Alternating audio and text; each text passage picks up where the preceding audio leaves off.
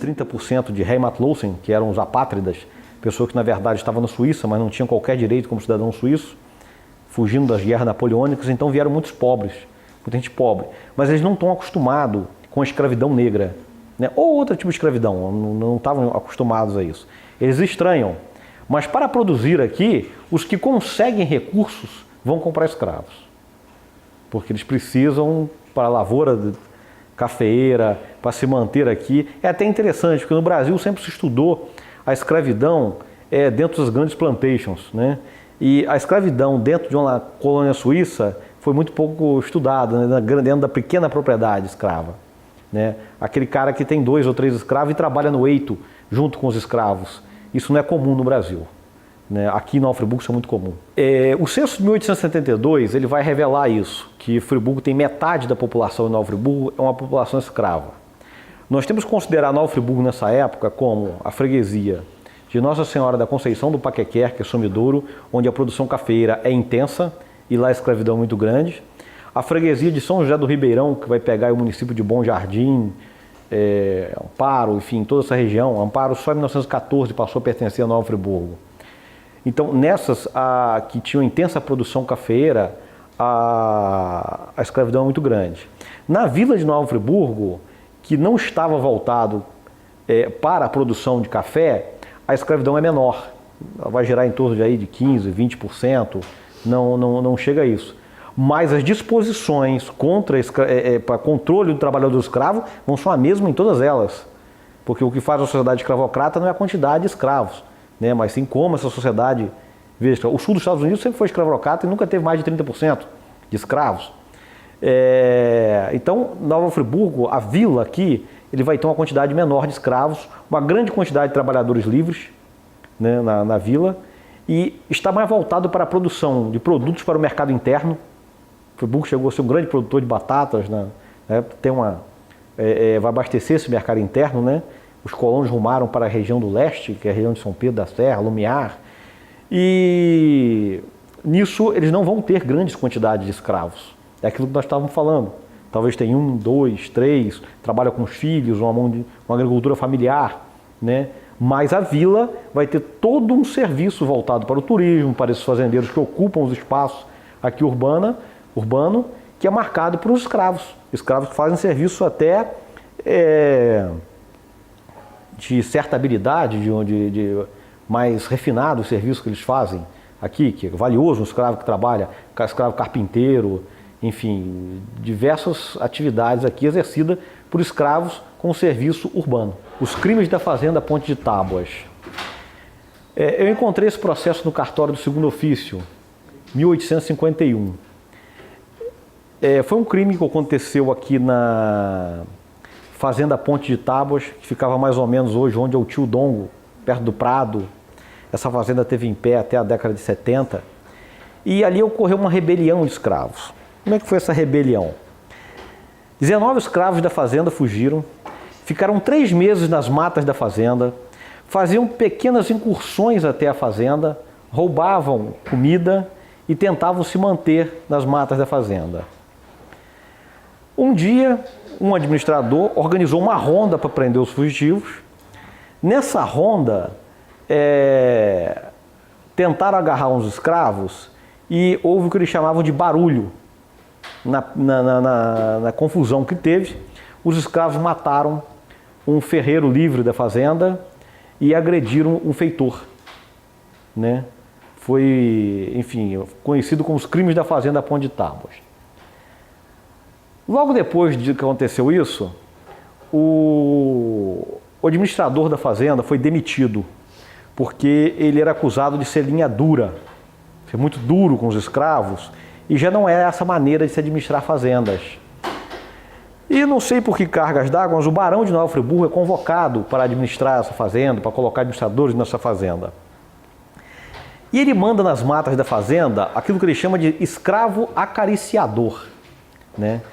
O escravo acariciador ia conversar com os fugitivos, colocar a situação que estava fazendo e chamá-los para voltar ao trabalho. E os escravos que estavam no mato fizeram algumas exigências, como a demissão do administrador. Foi uma negociação, né? Hoje igual negociações trabalhistas, né? E eles aceitaram que ia ser demitido o administrador e que eles voltassem à fazenda. Muito bem, quando eles voltaram para a fazenda foram presos 19 e vieram para a vila para poder ser julgado. Então esse processo ele é rico porque pela primeira vez aparece o depoimento dos escravos. E você começa a ver o que acontecia na fazenda.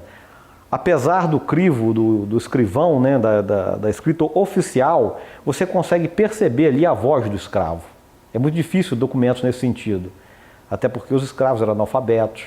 A população de analfabetismo é muito grande, então não existem poucos documentos nesse sentido. Então, nos depoimentos dos escravos, você vai percebendo o que acontecia na fazenda. Por que eles fugiram?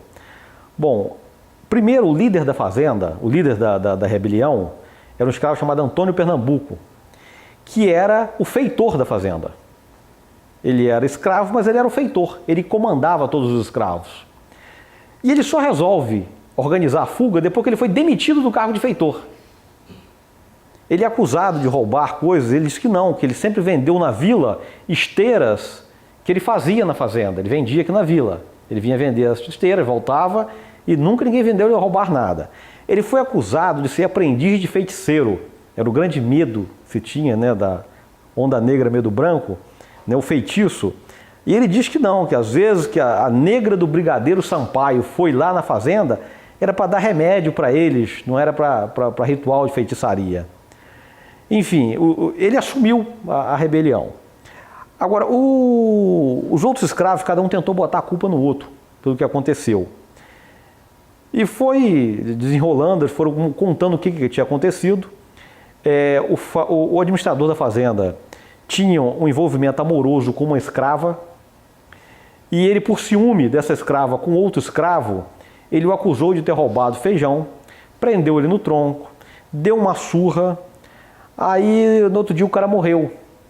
Bom, ele conta isso com maior naturalidade. Fui fazer um corretivo nele e no outro dia, quando eu fui pegar ele no tronco para dar a segunda surra, ele estava morto. Né? Os escravos contam que foi colocado molho de pimenta, com requintes de crueldade. Né? Foi colocado molho de pimenta nas suas feridas. Enfim, ele apanhou várias vezes, porque a partir de 1850, não foi 53 ou 51 mesmo, as aplicações de pena aos escravos, quando passava de 50 açoites, tinha que ser dividido em várias vezes, para não matar o escravo. Senão retalhava ele e perdia o escravo. Então, se fosse o cara condenado a 100 açoites, dava 50, depois mais 50 para o cara poder suportar. Esse escravo não suportou e morreu. Né? Uma outra escrava que tentou fugir também foi assassinada por esse feitor, né? Que bateu muito nela, deixou ela no tronco e depois ela morreu. Ele dizia que não, que ela ficou triste, queria ter fugido, não fugiu, aí deixou de comer e morreu. Para ele era tudo muito natural. Mas esse clima da fazenda é que acabou gerando essa rebelião. Agora, a fuga da fazenda, ela não representou um rompimento com o sistema escravista. Eles fugiram, mas fugiram para onde? Para onde ir? Eles ficaram das matas, da fazenda, fazendo pequenos roubos na fazenda para se manter, até que alguém negociasse. Olha, demite o administrador que eu volto. E o administrador da fazenda, ele vai dizer isso, olha, esses escravos estão lá na casa do proprietário, que era o dono da fazenda, comendador Boaventura Ferreira Maciel, que morava na vila, numa casa na vila. Eles estão para lá que o comendador Boaventura sempre passa a mão na cabeça deles. Né? O administrador vai usar essa frase. Enfim, no processo, todos foram absolvidos, à exceção de 3. Né? Silvestre e Valentim foram condenados e Antônio Pernambuco assumiu a responsabilidade de tudo. Ele até numa expressão, quando todo mundo acusa ele foi o cara que coordenou tudo. Acusam ele de ter matado. E ele diz o seguinte, olha, estão me acusando porque na verdade eu não sou negro, eu sou pardo. Quer dizer, como se a negritude fosse uma hierarquia entre os escravos, entre eles mesmos. Né? Os escravos possuíam roças que eles tinham aqui, que eles vendiam produtos na feira. Enfim, era a esperança que eles tinham de sair da escravidão dentro do próprio processo, sem romper com o sistema, mas ganhando dinheiro individualmente, eu vou conseguir comprar minha alforria e me ver livre da escravidão. Era a esperança que eles tinham. Tem um famoso fazendeiro que manda o filho para a França. Quando o filho retorna, ele é o barão, esqueci o barão dele, mas é da região de Vassouras. Quando ele volta, ele percebe que o garoto não sabia nada de fazenda. Conhecia muito de filosofia, mas de fazenda nada. Então ele começa a escrever algumas coisas para o filho. Como se planta isso, como se planta aquilo, como eu trato disso, como eu trato... Ele vai dizendo todo o funcionamento da fazenda. Quando chega nos escravos, ele começa a dar conselhos. Olha, meu filho, escravo que possui não foge nem faz baderna. Deixa o seu escravo cultivar, ter o produto dele para vender, ter a família dele, ter uma roça, porque ele vai se apegar à fazenda e não vai fugir. Então ele dá esse conselho, né, que era uma forma de deixa eles festejarem, enfim, ele vai dando todo o conselho, o oposto daquele período do administrador que era debaixo da chibata, né? Não é só pela chibata que se controla o trabalhador, né? É um controle de mentalidade. Então, essas fazendas, aqui em Nova Friburgo, essa fazenda especificamente, tinha esse tratamento. Os escravos podiam sair, podiam festejar, vender suas roças. Quando entra esse administrador novo, é que muda tudo. E aí eles se rebelam. Tanto é que o Antônio Pernambuco era feitor e resolve sair. Então a luta dele não era contra o proprietário dele, era contra o administrador. O proprietário ele gostava. Ele diz isso nos depoimentos. Enfim, aí você vê como a teia que vai se formando em torno, né, da escravidão. Ele é condenado a 180 açoites. Provavelmente ele não sobreviveu a esses açoites, né?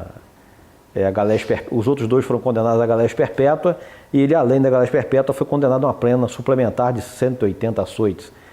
E naquela época não se sobrevivia, era condenação à morte mesmo. Então nesse processo você consegue ver como funcionava.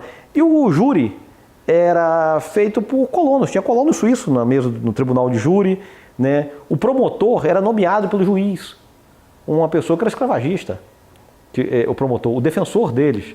Então e no tribunal eles não podem, eles podem depor apenas como réu, né?